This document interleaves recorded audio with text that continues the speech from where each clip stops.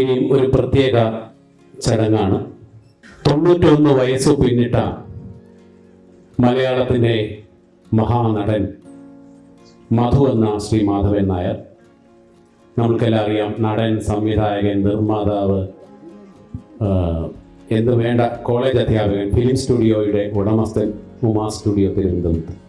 അങ്ങനെ എല്ലാ രംഗത്തും പ്രശസ്തനായ അദ്ദേഹത്തിൻ്റെ 91 വയസ്സ് ഈ അടുത്താണ് നമ്മൾ ആഘോഷിച്ചത്. ഏതാണ്ട് 400-ൽ പരം സിനിമകൾ ഇന്നും അദ്ദേഹത്തിന് ആരോഗ്യമുണ്ടെങ്കിൽ വരാൻ തയ്യാറാണ്. അങ്ങനെയുള്ള മലയാളത്തിൻ്റെ അഭിമാനം ശ്രീ മധുവിനെ പറ്റി ഒരു ഡോക്യുമെൻ്ററിയാണ്. എല്ലാവർക്കും അതൊന്ന് കാണാം. ഇതിൻ്റെ സംവിധാനം ചെയ്തിരിക്കുന്നത് ശ്രീ പുഷ്പൻ ദിവാകരൻ. അദ്ദേഹം ഒന്ന് എണീറ്റ് നിൽക്കണം. നാട്ടിൽ നിന്നും ഇതിനായി അദ്ദേഹം എത്തിയതാണ്. അപ്പോൾ മുംബൈയുടെ ഒരു സ്നേഹം കൂടിയാണ് അദ്ദേഹത്തിന് നമ്മൾ കൊടുക്കുന്നത്. അതുകൊണ്ട് ആ ഡോക്യുമെൻ്ററി നമുക്കൊന്ന് കാണാം. അതിനുശേഷം നമുക്ക് അടുത്ത പരിപാടിയിലേക്ക് കടക്കാം.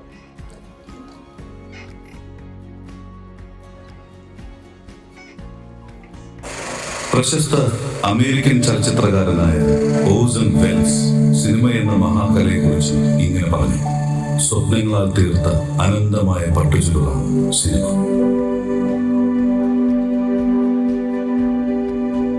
അദ്ദേഹത്തിന്റെ വാക്കുകളിലെ അർത്ഥം പൂർണ്ണമായി അറിയാൻ ലോക സിനിമാ ചരിത്രമോ സിനിമ എന്ന വിപ്ലവകരമായ കണ്ടുപിടുത്തത്തിന്റെ സാങ്കേതികത്വമോ പഠിക്കേണ്ടതില്ല.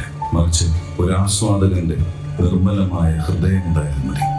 പലപ്പോഴും ആ പട്ടുനാട പ്രേക്ഷകന് മുന്നിൽ ചുരുൾ നിമിരുന്നത് കണ്ണിനും കാതിനും മനസ്സിനും അത്ഭുതകരമായ നിർവൃത്തി നൽകിക്കൊണ്ടാണ്. സിനിമയെ പ്രേക്ഷകനിലേക്ക് എത്തിക്കുക എന്നത് ഒരു അഭിനേതാവിന്റെ ദൗത്യമാണ്. കഥാപാത്രത്തെ അത് തന്നിലേക്ക് എത്തിച്ച മഹാ അഭിനയ പ്രതിഭയെ പ്രേക്ഷകൻ ഓർത്തിരിക്കുന്നുവെങ്കിൽ ആ ദൗത്യം പൂർണ്ണമായെന്ന് പറയാം. മലയാള സിനിമയുടെ തലതൊട്ടപ്പനായി മാറിയ JC ഡാനിയൽ എന്ന സിനിമാക്കാരനെ ഓർക്കാതെ ഒരു ചരിത്രവും കടന്നുപോവില്ല.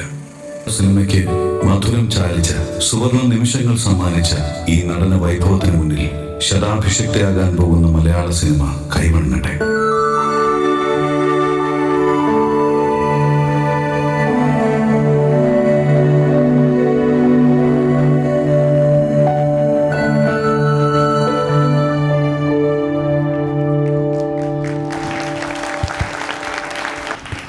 ഒരു സിനിമയിൽ കുറഞ്ഞതൊന്നും അല്ലായിരുന്നു അല്ലേ?